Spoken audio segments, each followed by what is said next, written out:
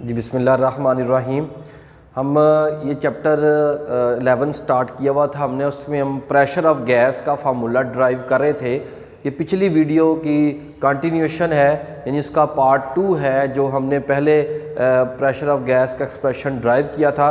देखिएगा हमने यहाँ तक फार्मूला ड्राइव कर लिया था कि प्रेशर जो एक्स एक्सिस के अंदर तमाम molecules face A B C D के साथ स्ट्राइक कर रहे थे, जितनी फोर्स पर यूनिट एरिया वो लगा रहे थे उसको हमने कहा pressure along x axis. X axis के परपेंडिकुलर जो फेस आ रहा था उस पे ऊपर जो प्रेशर डेवलप हो रहा है उस प्रेशर का एक्सप्रेशन हमने कैलकुलेट कर लिया था। अब इसी तरीके से यहाँ से मैं थोड़ा सी डेरिवेशन में थोड़ा सा चीज़ें इन्वॉल्व कर रहा हूँ। वो क्या देखें, अब मैं इस फार्मूला के अंदर डेंसिटी को इन्वॉल्व कर रहा हूँ। वो जो गैस हम यूज़ कर रहे हैं उस गैस की क्या डेंसिटी है, वो क्या होगी, मैस पर यूनिट वॉल्यूम, या मैस क्या का टोटल मैस। ये एक मालिक्यूल के मैस को हमने m का था और टोटल मालिक्यूल्स कितने थे n। जब हमने n और m को मल्टीप्लाई करना है तो टोटल जो हमारे पास गैस है उसका मैस बन जाएगा और ये टोटल वॉल्यूम पे क्या कर देंगे, उसको डिवाइड कर देंगे, जिससे हमारे पास क्या आ जाएगी, डेंसिटी।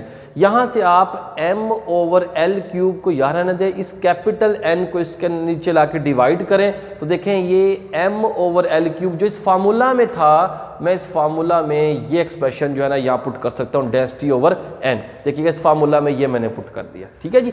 अब क्या कर रहा हूँ, ये जो टोटल n है इसको इसके नीचे ला के डिवाइड किया तो जरा देखिएगा क्या ये एवरेज नहीं आ रही। तमाम चीज़ों को ऐड करके टोटल नंबर पे जब डिवाइड करते हैं तो एवरेज निकालते हैं, बट एवरेज किसकी है, स्केयर वैल्यूज़ की है, यानी वेलोसिटीज़ की स्केयर वैल्यूज़ का हम क्या ले रहे हैं, वो मीन ले रहे हैं। इसको क्या बोलते हैं, मीन स्केयर वैल्यू। ये क्या चीज़ आ गई है, मीन स्केयर वैल्यू। इसके साथ जब आप डेंसिटी को मल्टीप्लाई करेंगे गैस की डेंसिटी को तो आपके पास एक्स एक्सिस के नाम, क्योंकि हमने मीन स्केयर वैल्यू भी एक्स एक्सिस की ली है, तो एक्स एक्सिस की जो मीन स्केयर वैल्यू है उसको डेंसिटी से मल्टीप्लाई करें तो प्रेशर अलोंग एक्स एक्सिस, जो एक्स एक्सिस वाली वॉल आ रही है उसके परपेंडिकुलर आ रही है, उस पर जो प्रेशर डेवलप हो रहा है वो हमारे पास आ गया। तो फिर सिमिलरली अब क्या करेंगे, जब मैं यहाँ y लिखूंगा तो y एक्सिस वाला, जब यहाँ z लिखूंगा तो z एक्सिस। तो ये दो प्रेशर की इक्वेशन मैंने यहाँ पे लिख ली है।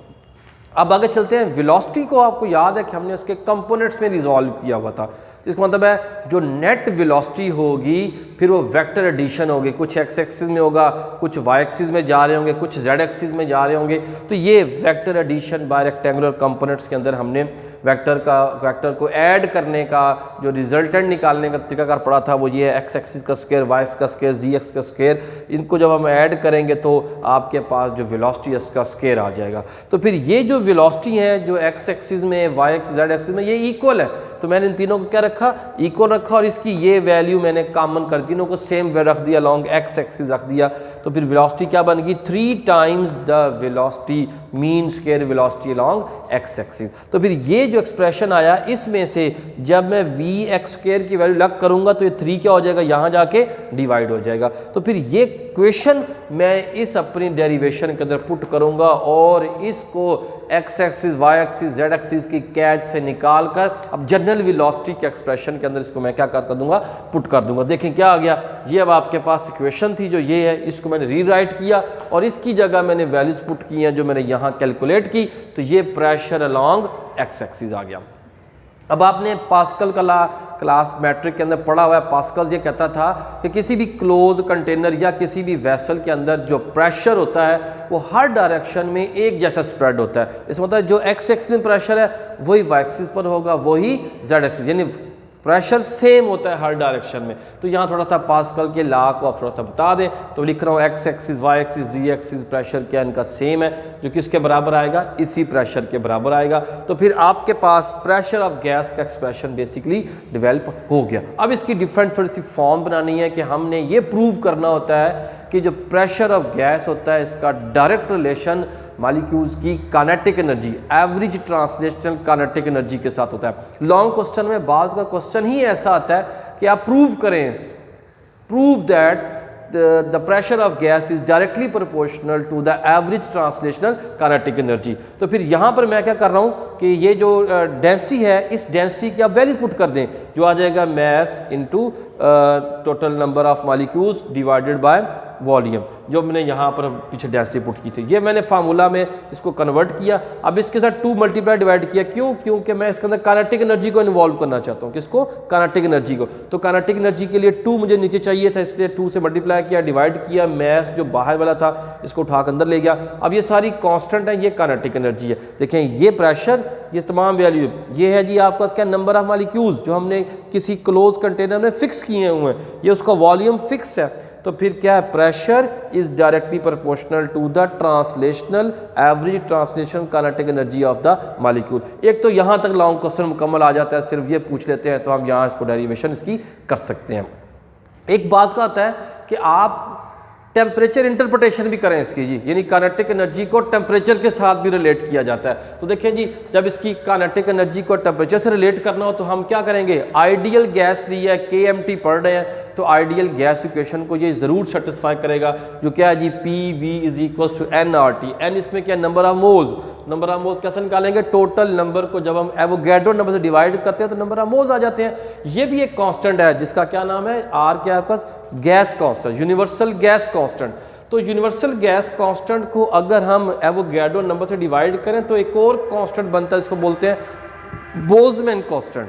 तो हम इस इक्वेशन को बोल्ट्जमैन कांस्टेंट में लिखते हैं। ज़रूरी नहीं है, आप इसको गैस कांस्टेंट में भी रख सकते हैं। ये बस ऐसे इंटरप्रिटेशन के लिए हम बाज़ औक़ात इस ट्रीटमेंट में ले आते हैं इसको कि इसको बोल्ट्जमैन कांस्टेंट लिख लेते हैं, वरना यूनिवर्सल गैस कांस्टेंट में भी लिखा जा सकता है। सिर्फ क्वेश्चन को, उस इक्वेशन को थोड़ा सिंप्लीफाई करने के लिए हम यूँ कर रहे हैं। तो फिर यहाँ से क्या करें? ये PV किसके बराबर है? NKT। और हम यहाँ प्रेशर ऑफ गैस के अंदर ये फार्मूला ड्राइव कर चुके हैं। अगर मैं इसका V उठा के यहाँ ले जाऊँ तो यहाँ भी PV बन जाएगा, जो किसके बराबर आ रहा है? PV is equal to 2n/3। ये आ जाएगी एवरेज ट्रांसलेशन काइनेटिक एनर्जी। अब इन दोनों इक्वेशन को आप कंपेयर करें। जब इनको कंपेयर करके आप सॉल्व करेंगे तो आपके पास क्या इक्वेशन आएगी? ये आ जाएगी T इज इक्वल टू 2/3 के एवरेज ट्रांसलेशन काइनेटिक एनर्जी। और ये सारा कुछ क्या है? कांस्टेंट है। तो टेम्परेचर काइनेटिक एनर्जी क्या आ गया? डायरेक्टली प्रोपोर्शन आ गया। ये है टेम्परेचर इंटरप्रिटेशन। लॉन्ग क्वेश्चन में अगर ये पूछे हैं आपसे तब आप ऐड करें, वरना अगर आपसे सिर्फ यहाँ तक पूछे तो यही करें। और ये अलग से किसी शॉर्ट आंसर में भी आ सकता है कि आप जो आपके पास प्रेशर ऑफ गैस है इसकी इस इक्वेशन की टेम्परेचर इंटरप्रिटेशन करके दिखाएं, या इस बात को प्रूव करें कि टेम्परेचर जो है काइनेटिक एनर्जी के डायरेक्टली प्रोपोर्शन होता है। फिर ये जो हमने पढ़ी है गैस लॉ, जैसे ये इसे सेटिस्फाई किया है। गैस के एक बॉयज़ लॉ भी है, एक चार्ल्स लॉ भी है।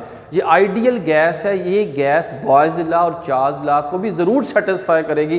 तो फिर मैंने इसी के इक्वेशन से, जो ये हमारे पास प्रेशर ऑफ गैस का इक्वेशन है, इसी इक्वेशन में से बॉयज़ लॉ और चार्ल्स लॉ को बनाना है। देखें ये इक्वेशन लिखी, इस इक्वेशन में अगर मैं क्या करूं? इस V को उठा के इस P के साथ मल्टीप्लाई करूं तो क्या बचेगा? 2n/3, साथ में आ गई एवरेज ट्रांसलेशन काइनेटिक एनर्जी। अभी प्रूव कर चुके हैं कि kinetic energy directly proportional to temperature. अगर मैं इसकी काइनेटिक एनर्जी को कांस्टेंट ले लूं, 2n और ये 3 और ये सब कांस्टेंट आ गया, तो PV किसके बराबर आ जाएगा? कांस्टेंट। तो देखें कंडीशन भी सेटिस्फाई हो गई।